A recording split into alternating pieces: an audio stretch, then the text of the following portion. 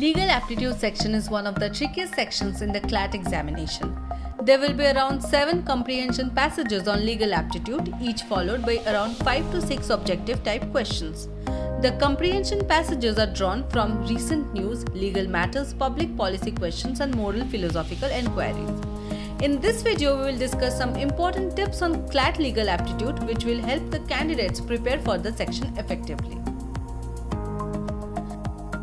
The CLAT legal reasoning questions are principle and fact-based questions.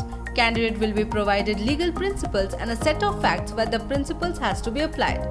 Some principles may not be true in real sense, but all you have to do is assume them to be true and answer the questions accordingly. The principles are generally based on the law of contract, law of torts, criminal law and constitutional law. Sometimes the questions are also asked from intellectual property law, labor law, international law and family law.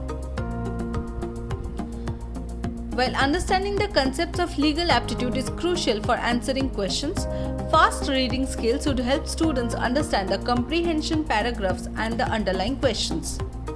The GK questions include a variety of questions involving constitutional law related questions, fundamental rights, directive principles of state policy, amendments and landmark judgment. Questions relating to current legal happenings and legal maxims can also be asked in this section. Preparation tips. Be well versed in the important articles of the Constitution of India, especially fundamental rights. Learn all the constitutional amendments in the Constitution, including the recent proposed amendments. Prepare a list of important legal maxims and revise them regularly.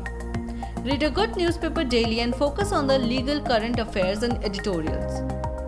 Practice the official CLAT sample papers and previous year's papers, especially those based on the new exam pattern. You can download the CLAT question papers from the links given in the description box below. Analyze the question papers after solving them and work on your weak areas.